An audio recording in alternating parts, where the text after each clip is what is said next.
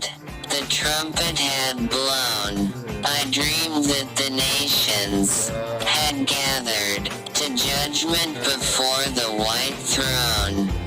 From the throne came a bright, shining angel, and stood on the land and the sea, and swore with his hand raised to heaven that time was no longer to be. And oh, what a weeping and wailing, as the lost were told of their fate.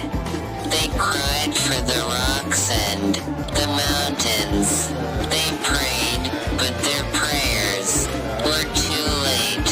The rich man was there, but his money had melted and vanished away. A pauper he stood in the judgment. His debts were too heavy to pay. The great man was there, but his greatness, when death came, was left too far behind. The angel that opened the records, not a trace of his greatness could find.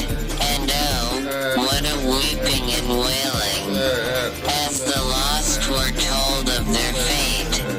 They cried for the rocks and the mountains. They prayed, but their prayers were too late.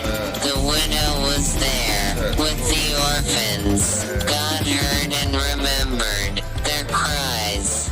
No sorrow in heaven forever. God wiped